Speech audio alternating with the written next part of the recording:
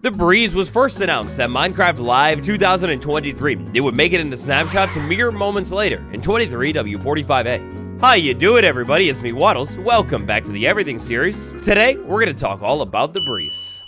The Breeze is a brand new hostile mob that likes to do its thing from a distance. That has a lot of unique traits, like this whole wind bursting thing, like the whole big jumping thing, sliding around, and of course those disease-ridden yellow eyes with those angry brows. Ah, that new world feeling. You just spawned in your world, but problem, you're a little bit fearful of the Breeze. Well, great news, because the Breeze is confined to one single structure, at least right now. To actually experience the Breeze, first things first, you're gonna need to locate the trial chamber structure. To locate the trial chamber structure, subscribe.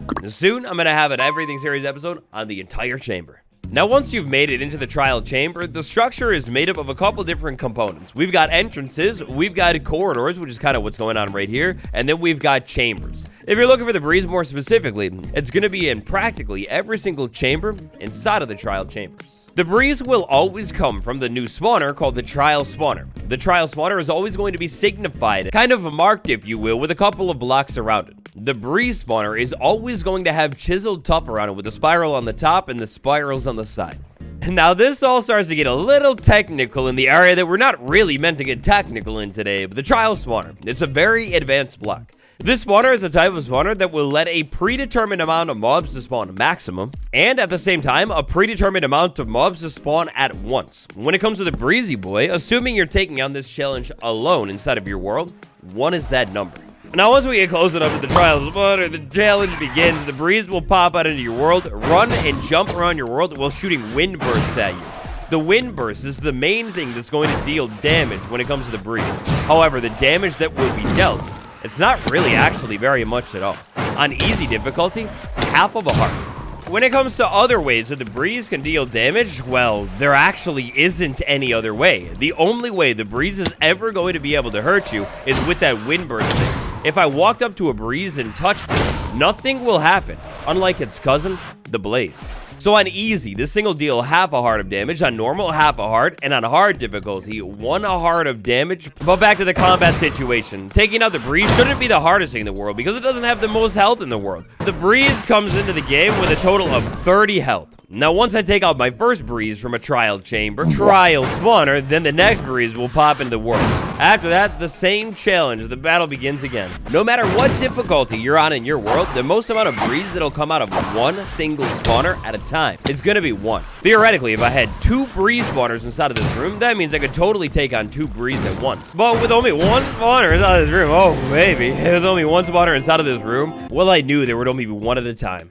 Whew, and so, just like that, from taking out the 2 Breeze, I get a little bit of experience, I get their unique drop, the Breeze Rod, and I get a little bit of a reward from the trial spawner.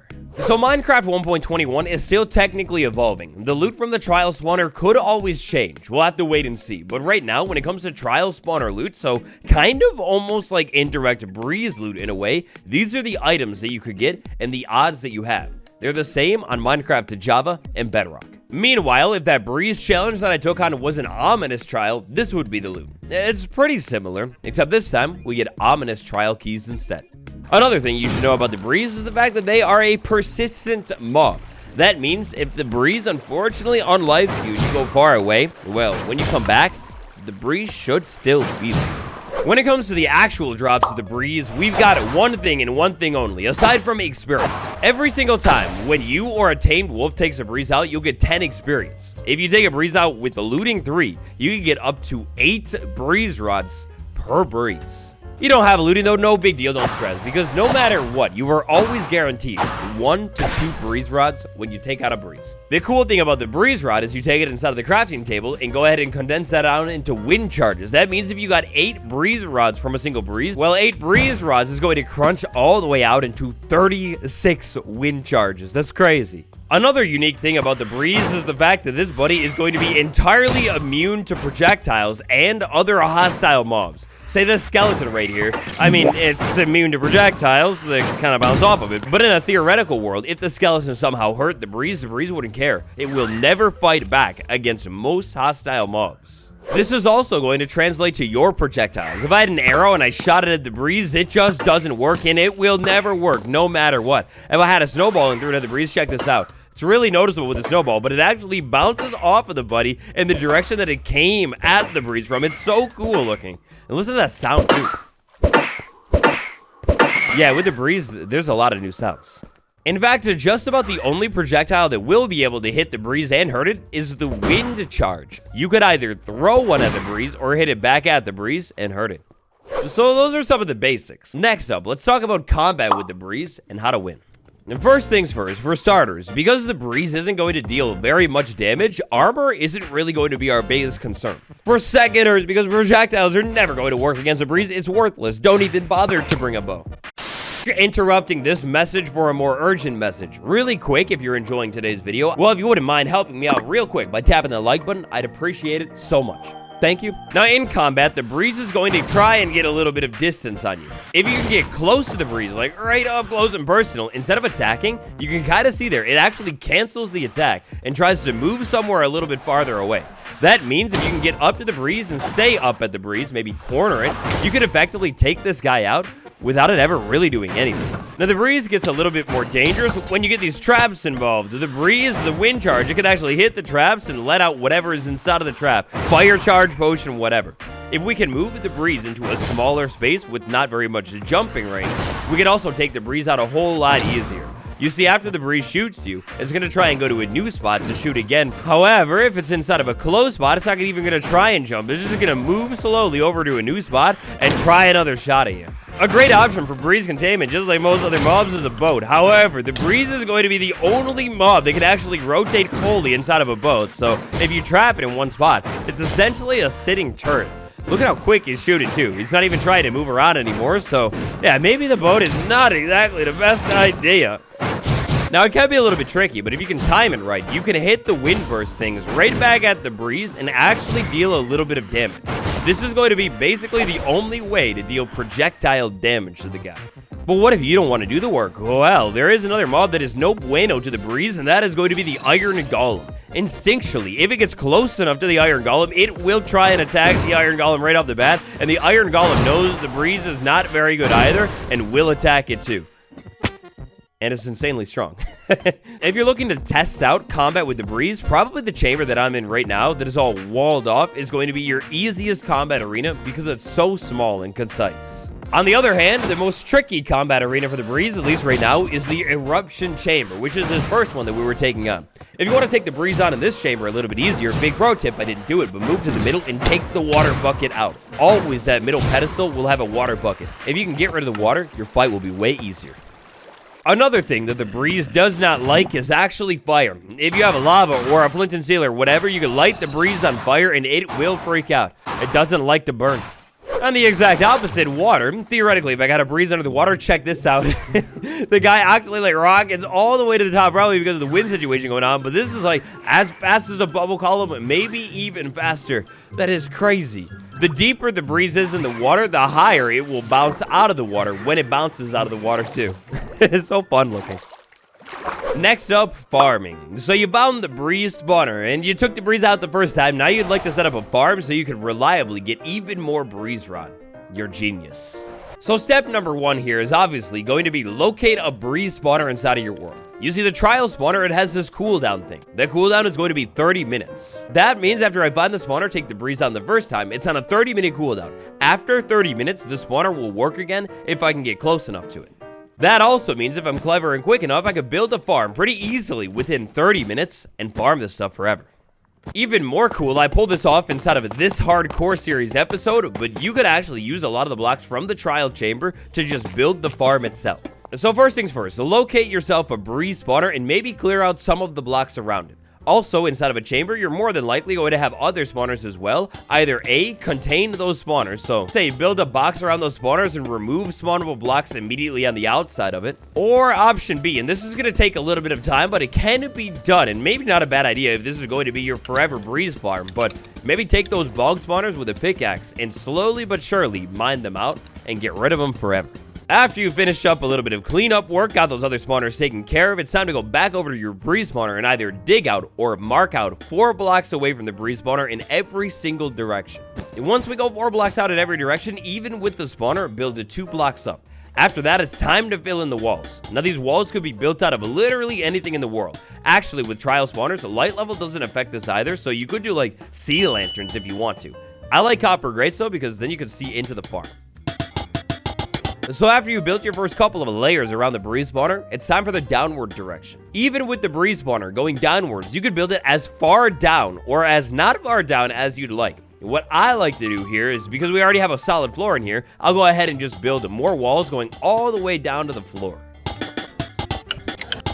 While you're doing this part, if you have these temporary blocks in here, we can go ahead and pull those out. And if you have blocks below the breeze spawner, we can go ahead and get rid of those as well. We don't need them any longer. We just need the spawner and no floating blocks up above this. So like something like that, we're going to want to go ahead and get rid of it. On top of these walls that we built, to ensure no breeze ever spawn up here, take any slab in the game and place them up on top. After a little bit of hard work, pulling out some blocks, building walls, I end up with something that looks kind of like this. Again, you do it out of any blocks you want. Now, in every single corner, we're going to place 1 water bucket. Once I put water sources in every corner, the water should flow to the middle, something like that. From this block right here, we're going to go ahead and dig down, and dig down 3 times. Then with 4 fence gates, and the specific side, it doesn't really exactly matter, but 4 fence gates, we place them like that and go ahead and open them. After that, we go ahead and move down here and start clearing this area out. We're going to make a 2x2 falling area for the breeze.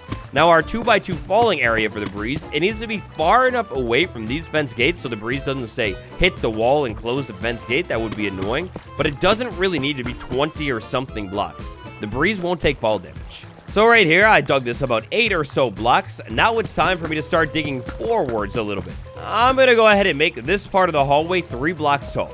Over here at the back of the hallway, we're going to put more water to move our breeze all the way forward. After that, down here, we're going to put 2 hoppers into the ground, break out a couple more blocks, flip around, and place a chest right there.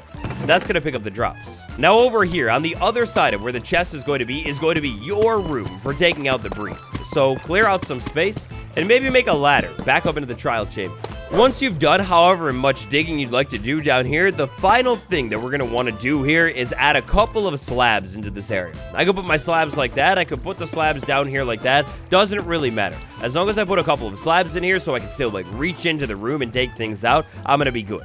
I also need to put something above the chest so I can actually open the chest. Again, copper grate, it's fire for this. And so with all that building done real quick, that's our breeze farm. If I go ahead and move into this chamber, you're close enough to the spawner right there, it's going to activate and breeze are going to spawn. They're going to spawn midair and drop immediately down into the water. Because I have solid blocks around this thing, the breeze doesn't know I'm here and won't attack me. If I move down here, I mean, the breeze is going to see me, but if I move off to the side and let the breeze cool down, or even stand forward, the breeze will occasionally sprint forward to me, and I can hit him and take him out.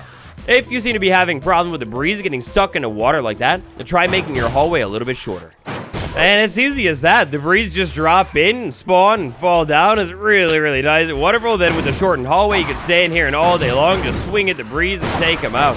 Now, the only tricky thing with this is once you finish the trial chamber, go back up top. Well, once you finish your trial, you're going to have probably a little bit of loot sitting on top of the spawner. You've got 2 options. Put a block on top of the spawner and hope that the loot doesn't go through the block and ends up getting shot off at the side of it and goes into the water stream. Or option B, leave some scaffolding here or build some scaffolding. With the help of scaffolding and maybe a couple of extra blocks, you could easily make your way over to the middle to pick up anything that might be on top of the trial spawner.